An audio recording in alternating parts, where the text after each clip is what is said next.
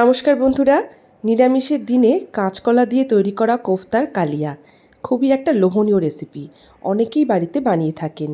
তো ভাবলাম আজকে আমি আপনাদের সাথে শেয়ার করি যে আমি কিভাবে এটা বানাই। চলুন দেখে নিই আজকে দারুণ স্বাদের এই নিরামিষ রেসিপি কাঁচকলার কোফতার কালিয়া।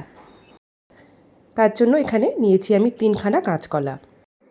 তো আমরা এখানে কাঁচকলার খোসা ছাড়াচ্ছি না, উপরের আর নিচের দুটো অংশ বাদ দিয়ে মাঝখান থেকে দুভাগ করে নিচ্ছি। আর তারপর একটু ধুয়ে নেব আবারও, কারণ কেটে নেওয়ার পরে একটু কষ বেরোয়, ধুয়ে নিলে ভালো হবে।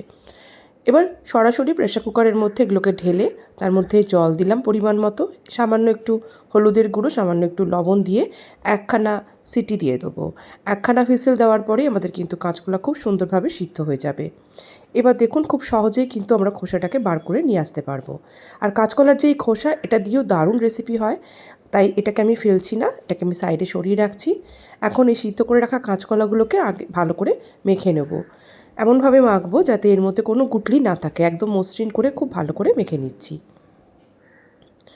এবার আমি এখানে নিয়েছি 100 গ্রাম মতন পনিরটাকে গ্রেট করে দিচ্ছি। অনেকে কাঁচকলার কোফতা বানানোর সময় সিদ্ধ আলু ব্যবহার করে, আমি সিদ্ধ আলুর জায়গায় একটু পনির দিলাম, তাতে খেতে আরও ভালো লাগবে।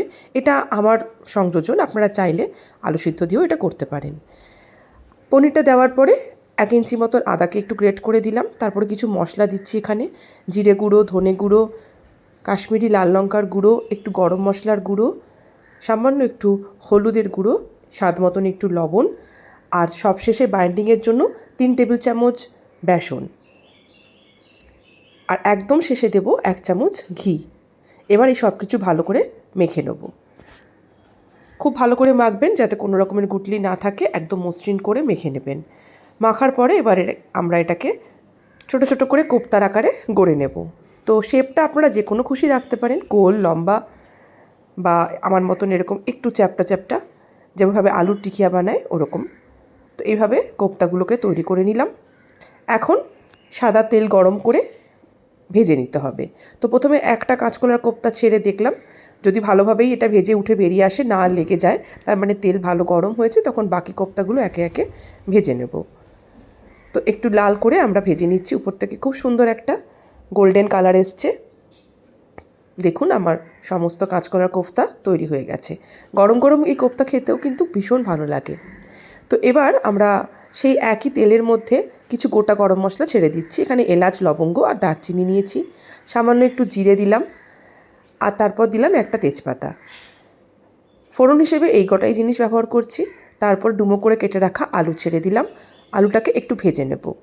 আলুটা যখন ভাজা হচ্ছে সেই ফাঁকে আমরা একটা মশলা বানিয়ে ফেলি। তো আমি একটা মিক্সিং গ্রাইন্ডিংয়ে জারের মধ্যে নিয়ে নিচ্ছি 1 টুকরো আদা। তো জারের মধ্যে যখন আপনারা মশলা নেবেন একটুখানি কুচো করে নেবেন, তাহলে মিক্সির মধ্যে চাপ পড়বে না। নিলাম কিছু পরিমাণে কাঁচা লঙ্কা আর একটা বড় টমেটোকে এভাবে কেটে নিচ্ছি। এই আদা, কাঁচা লঙ্কা আর টমেটোর একটা পেস্ট বানিয়ে নেব। তো আজকের এই রেসিপি কিন্তু সম্পূর্ণ নিরামিষ, যে কোনো নিরামিষের দিনে আপনারা এটা বানিয়ে নিতে পারেন। এদিকে দেখুন আমাদের আলুও কিন্তু বেশ ভালো ভাজা হয়ে গেছে। এবার তৈরি করে রাখা মশলাটা এর মধ্যে ছেড়ে দিলাম। ভালো করে কষিয়ে নেব যাতে করে আদা, টমেটো এই সব কিছুর যে কাঁচা গন্ধ থাকে সেটা চলে যায়। মশলা কষানোর সময় গ্যাসের ফ্লেমটাকে লোতেই রাখছি। আর আজকের এই রেসিপিটা কিন্তু আমি সাদা তেলে করছি, আপনারা চাইলে সর্ষের তেলেও করতে পারেন। দিলাম কিছু গুঁড়ো মশলা, সেই চিরাচরিত জিরে গুঁড়ো, ধনে গুঁড়ো, কাশ্মীরি লাল লঙ্কার গুঁড়ো, স্বাদ মতন একটু লবণ আর একটু হলুদের গুঁড়ো। কাশ্মীরি লাল লঙ্কার গুঁড়োটা দিচ্ছি রঙের জন্য, আপনারা চাইলে কিন্তু এটাকে স্কিপ করতে পারেন যদি আপনারা লঙ্কার গুঁড়ো খেতে পছন্দ না করেন। এখন কিছু পরিমাণ কাজু আর কিশমিশকে সামান্য একটু জল দিয়ে বেটে নেব।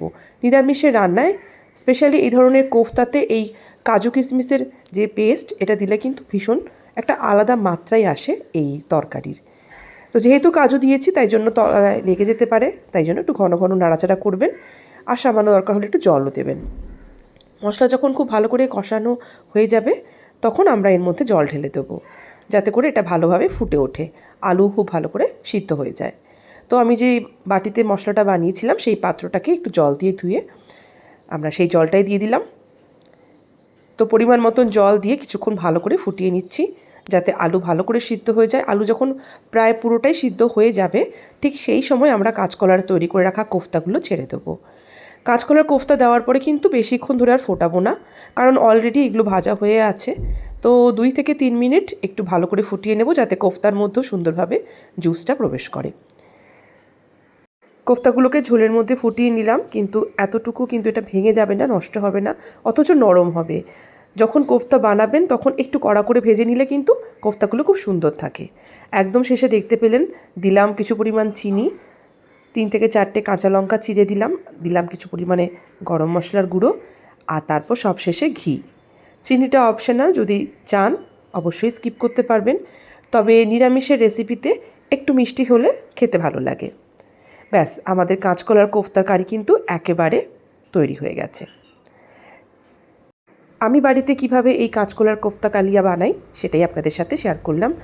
যদি আজকের এই রেসিপিটা ভালো লাগে তাহলে অবশ্যই এটিকে লাইক, কমেন্ট আর শেয়ার করে, আর আমার চ্যানেলটিতে নতুন এলে চ্যানেলটি যাওয়ার আগে সাবস্ক্রাইব করে যাবেন। সবাই ভালো থাকুন, সুস্থ থাকুন। আবারও চলে আসবো অন্য দিন অন্য কোনো নতুন ভিডিও নিয়ে। আজকে বিদায় নিলাম, নমস্কার।